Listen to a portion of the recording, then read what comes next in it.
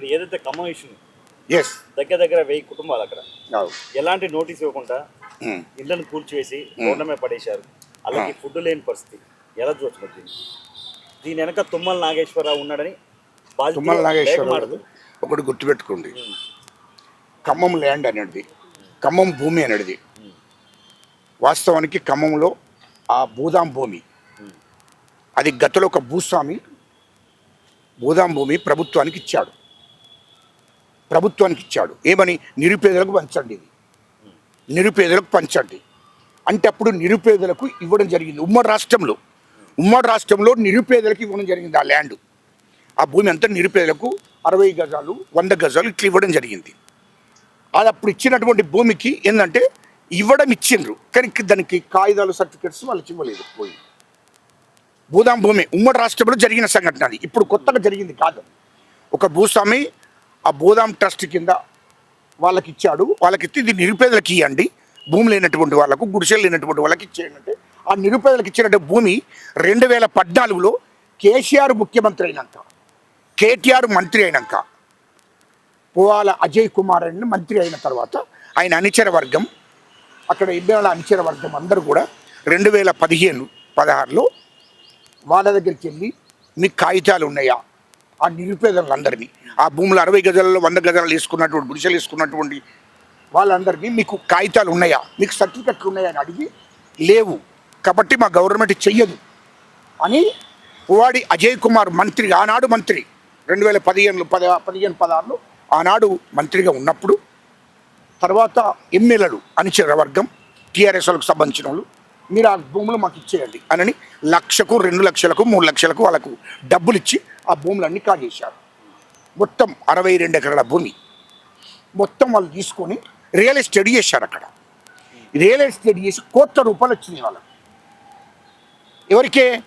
ఆ టీఆర్ఎస్ పువ్వాడి అజయ్ కుమార్ అనుచర వర్గానికి, ఆ ఎమ్మెల్యేల అనుచరులకు ఆ విధంగా వాళ్ళు కుమ్ముక్కై మొత్తం ఆ భూములన్నీ అమ్మేశారు. మళ్ళీ రియల్ ఎస్టేట్ చేస్తే వాళ్ళకు కోట్ల రూపాయలు వచ్చినాయి. వాళ్ళకు దాదాపు 250 కోట్ల విలువైన భూమి అప్పుడు 100 కోట్ల దాకా వచ్చినాయి వాళ్ళకు. అది ఆ భూమి ఎవరో వాళ్ళకి ఇచ్చిన తర్వాత అప్పుడు వాళ్ళ రాజ్యం కేసీఆర్ ముఖ్యమంత్రి, కేటీఆర్ మంత్రి, అలా దృష్టికి వచ్చినా కూడా వాళ్ళు పట్టించుకోలేదు. అందరూ రియల్ ఎస్టేట్ కదా, ఆ భూములన్నీ 1 లక్ష 2 లక్షలు 3 లక్షలు పేదోళ్ళందరికీ ఇచ్చేసారు. వాళ్ళు టీఆర్ఎస్ వాళ్ళు కదా, అధికార పార్టీ భయపడ్డరు. ఆ పువ్వాడే అజయ్ కుమార్ మంత్రి, ఎమ్మెల్యేలు వాళ్ళ అనుచర వర్గం అంతా చేసింది. ఆ తర్వాత ఏమైంది?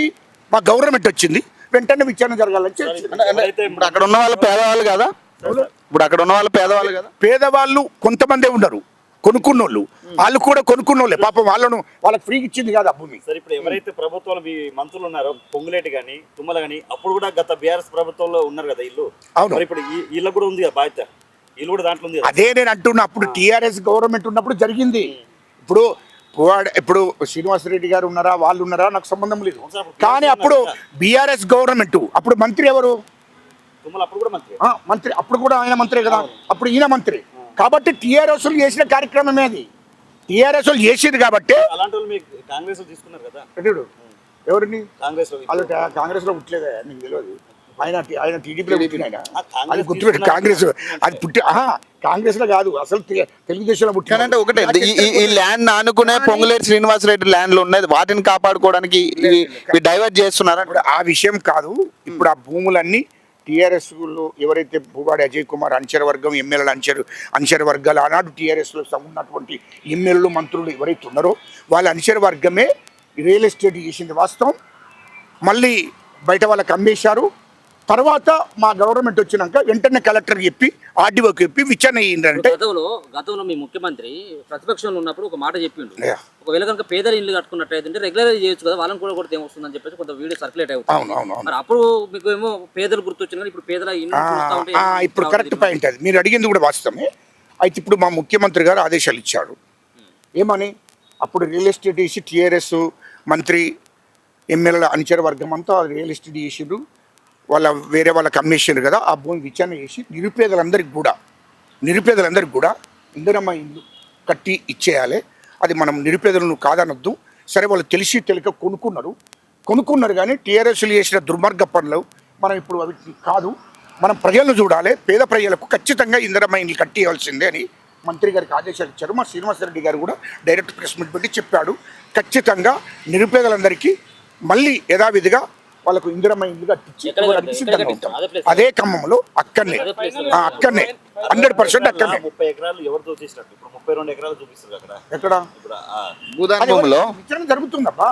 మొత్తం ఆల్రెడీ 62. పానీలు వచ్చేసాయి. చాలా మంది అవును, బినామీల ఇప్పుడు పేర్ల మీద ఉన్నాయి. అది ఇప్పుడు పొంగులేటి కానీ బినామీ పేర్ల మీద ఏవేవి ఉన్నాయో అన్నిటి మీద విచారణ జరుగుతుంది. గవర్నమెంట్ రిపోర్ట్ చేస్తుండే కలెక్టర్. భూభారతిలో చూపిస్తుంది వాళ్ళ పేర్లు. అదే ఇప్పుడు కలెక్టర్ గారికి చూపిస్తే అందుకోసమే దాని మీద మొత్తం క్యాన్సిల్ చేస్తాడు గవర్నమెంట్. కలెక్టర్ గారు క్యాన్సిల్ చేస్తారు 100%. ప్రజలందరూ పేడ్ ఆర్టిస్ట్ అని చెప్పేసి మంత్రి గారు చెప్తున్నారు. కరెక్ట్ అంటారు ఇది? ఎవరు? పొంగులేటి శ్రీనివాస్ రెడ్డి అన్నారు కదా, అక్కడ ఏడ్చే వాళ్ళందరూ పేడ్ ఆర్టిస్టులు మన కేటీఆర్ అక్కడ పెట్టిన పువ్వాడి అజయ్ కుమార్ అనుచర వర్గం అనేది వాస్తవం. కానీ అలా వాస్తవాలు నింగి తేల్చినాక కలెక్టర్ గారు, ఆర్డీఓ గారు, ఎంఆర్ఓ గారు ఆ మొత్తం విచారణ జరుగుతుంది. అది తేల్స్తారు. తేల్చినాక నిరుపేదలందరికీ మాత్రం ఖచ్చితంగా ఇందిరమ్మ ఇండ్లు కట్టియడానికి గవర్నమెంట్ రెడీగా ఉన్నది. మా ముఖ్యమంత్రి గారు ఆదేశాలు ఇచ్చారు.